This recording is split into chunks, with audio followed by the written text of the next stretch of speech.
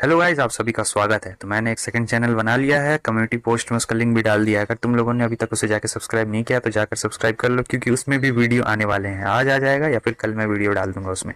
ठीक है, तो जाकर उससे सब्सक्राइब जरूर कर लेना। तो पिछले एपिसोड में तो आपने देखा ही था कि हमारे चैन ने उस छुटकू को कितना बढ़िया सरप्राइज दिया था। अब यहाँ से एपिसोड शुरू होता है, जहाँ पर हमें दिखाया जाता है सारी लड़कियों को, और वहां पर दो गार्ड्स तैनात रहते हैं। कह रहे होते हैं कि हमें सिर्फ इन लड़कियों को देखने ही मिलेगा और कुछ भी नहीं। तब तक जो दूसरा गार्ड होता है वो पहले वाले का मुंह बंद कर देता है और कह रहा होता है कि रुको, तुम ऐसी बातें बिल्कुल भी नहीं बोल सकते हो। तुम्हें पता है अगर किसी ने सुन लिया तो कितना बड़ा कांड हो जाएगा। तब वो कह रहा होता है कि अरे चिंता क्यों करते हो, वैसे भी यहाँ सुनने वाला कौन है, हम लोग यहाँ पर अकेले हैं और कोई भी नहीं। तब तक वहां पर चेन आ चुका रहता है और कहता है, तुम्हें क्या लगता है, क्या तुम्हारी ये बातें किसी और ने नहीं सुनी है क्या? वो दोनों सतर्क रह जाते हैं और कहते हैं कि कौन है वहां पर, जल्दी करो बाहर निकलो।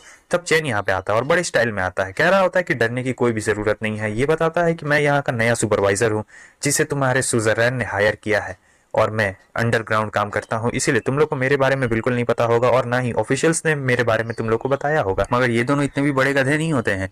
ये कह रहे होते हैं कि तुम पहले हमें सर्टिफिकेट दिखाओ, तभी हम लोग मानेंगे कि तुम हो या फिर नहीं हो। लेकिन ये गुस्से में कह रहा होता है, तुम्हारी इतनी हिम्मत छोटे मोटे गार्ड्स होकर मुझसे मुझसे सर्टिफिकेट मांगते हो कि मैं सीक्रेट इन्वॉय हूँ या फिर नहीं। तब ये दोनों खुसुर खुसुर करने लगते हैं आसपास में और कह रहे होते हैं, अरे तुम बेवकूफ हो क्या?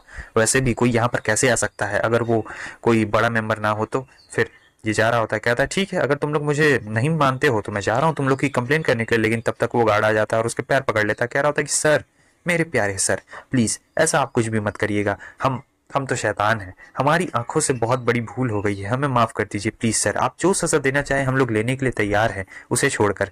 लेकिन प्लीज सर, आप हमारी जाकर कंप्लेन मत करिएगा सुजरैन से। और दूसरा वाला गार्ड सोच रहा होता है कि वाह, ये तो एक्टिंग करने में बहुत ही ज्यादा अच्छा निकला। चैन कहता है कि ठीक है, जाओ, मैं तुम लोग को माफ कर देता हूँ, लेकिन मैं बहुत दूर से सफर करके आया हूँ, तो मुझे भूख और प्यास दोनों लगी है। कौन मेरे लिए खाना लेके आएगा? वो कह रहा होता है कि सर आप चिंता क्यों करते हैं, मैं अभी जाता हूँ और अभी आपके लिए खाने पीने का सारा इंतजाम कर दूंगा। फिर वो जाने लगता है तो जो दूसरा गार्ड रहता है कह रहा होता है, अरे तुम क्या कर रहे हो, सुजरैन ने हमसे ये कहा है कि हमें यहाँ पर गार्डिंग करनी है, तुम ऐसे नहीं जा सकते हो। तब वो दूसरा वाला कह रहा होता है, अरे तुम चिंता क्यों करते हो, ये स्पेशल सीक्रेट एजेंट तो है उनके यहाँ पर, तब तक क्या चिंता करने की बात है। और जब वो लोग चले जाते हैं तब यहाँ पर चेन को राहत की सांस मिलती है। फिर वो तलवार का इस्तेमाल करके उस पिंजरे का ताला खोल देता है, जहां पर बहुत सारी लड़कियां होती है जो उसे घूर रही थी। लेकिन वो कहता है, अरे तुम सभी लड़कियों चिंता मत करो, मैं यहाँ पर तुम सभी को बचाने के लिए आया हूँ। और फिर सबको प्लान बताता है। इधर हमें दिखाया जाता है दोनों गार्ड्स उसके लिए खाना पीना लेके आ रहे होते हैं, लेकिन वो किसी से टकरा जाते हैं। कि तब दिखाया जाता है ये सेक्ट के एल्डर रहते हैं। ये कह रहे होते हैं कि तुम दोनों आखिर यहाँ पर क्या कर रहे हो, तुम दोनों को तो डंजन की रखवाली के लिए हमने रखा था, आखिर यहाँ पर क्या कर रहे हो तुम दोनों? ये लोग फिर सारी कहानी बता देते हैं कि कैसे सुजरैन का भेजा हुआ स्पेशल सीक्रेट आदमी वहां पर आया और ये लोग उसके लिए खाना लेके जा रहे हैं। ये कहते हैं कि क्या, सुजरैन का स्पेशल सीक्रेट आदमी? लेकिन मैं तो इसके बारे में नहीं जानता हूँ।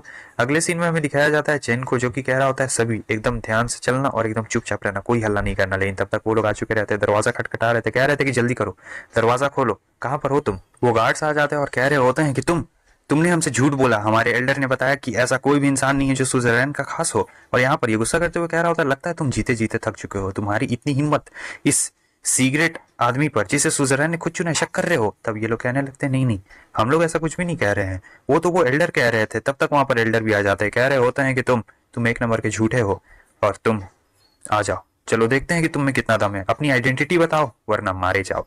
और यहाँ पर ये चिल्लाते हुए कह रहा होता है कि गार्ड्स इसे पकड़ लो, मुझे लगता है कि ये बाहर से आया हुआ कोई चोर है, जल्दी करो इसे पकड़ लो, और ये हमारे सेक्ट की इन्फॉर्मेशन चुराने के लिए आया है। लेकिन यहाँ पर ये अपनी पावर दिखाते हैं और कह रहे होते हैं कि तुम्हारी इतनी हिम्मत, मेरे गार्ड्स को मेरे ही खिलाफ भड़काते हो, उनकी पावर बहुत ज्यादा रहती है। और यहाँ पर चेन भी अपनी स्वॉर्ड निकाल रहा होता है, सोच रहा था इस बुढ़ाऊ का पावर तो बहुत ज्यादा है, मुझे लगता है कि थोड़ा दिक्कत होने वाला है। तो वो लोग लड़ने वाले होते हैं, तब तक वहां पे सुजरैन आकर उन दोनों को रोक देती है। और ये सुजरैन कोई और नहीं, पर्पल रहती है। सुजरैन को देखकर जो एल्डर रहते हैं और सारे गार्ड्स उन्हें प्रणाम कर रहे होते हैं और कहते हैं कि आप यहाँ पर क्या कर रही हैं। उसे देखकर हमारा चेन भी शॉक में एकदम पड़ चुका रहता है, सोच रहा था कि आखिर ये सुजरैन है।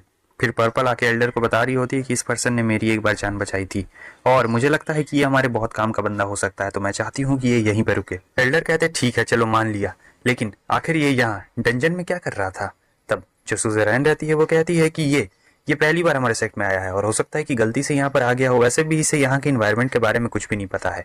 एल्डर मान जाते हैं और कह रहे होते हैं कि ठीक है, बहुत अच्छे, वैसे तुम भी मुझे ताकतवर लगते हो, लेकिन इस बार मास्टर ने तो तुम्हारी जान बचा ली। फिर कान में आकर उसे कह रहा होता है, अगली बार ऐसा करने की अगर तुमने कोशिश की तो याद रखना कोई भी तुम्हें नहीं बचा पाएगी, सुज़रैन भी नहीं। फिर चले जाते हैं और यहाँ पर जो गार्ड रहता है दूसरे को मार रहा होता है, कह रहा होता है कि अरे उठो, वैसे भी एल्डर जा चुके हैं, उठ जाओ, अब बेहोशी का नाटक मत करो। और इधर पर्पल उससे कहती है कि चलो अब यहाँ पर दोबारा मत आना। अगले सीन में हम देखते हैं कि ये दोनों आ चुके होते हैं कमरे में, दोनों के अलावा और कोई भी नहीं रहता है। अब चैनी यहाँ पर पूछ रहा होता है, आखिर तुम इस ब्लड क्लॉथ सेट की सुज़रैन कैसे हो सकती हो, मैं इसके बारे में जानना चाहता हूँ।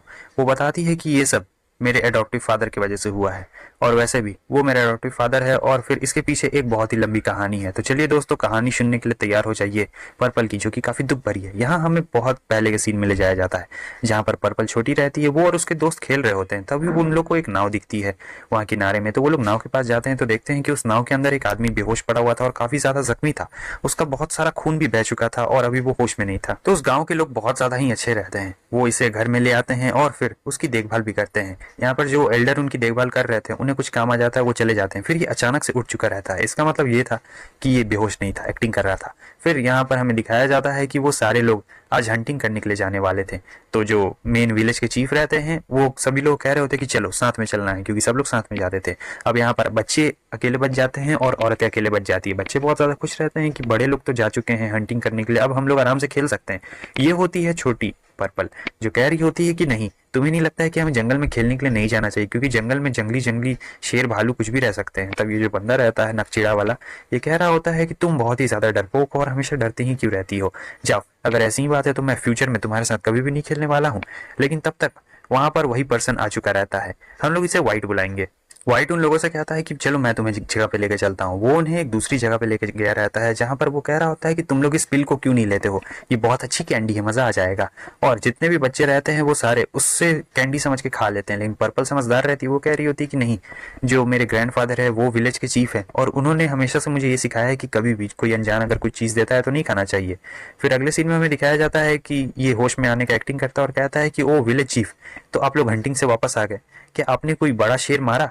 वो विलेज चीफ कह रहे होते हैं कि नहीं नहीं, हमें वाइल्ड बीस्ट या कोई भी शेर शिकारी तो नहीं मिला, लेकिन यहाँ रास्ते में आते आते मुझे 3 नौजवान लोग मिले जो कि देखने में हीरोज जैसे लग रहे थे।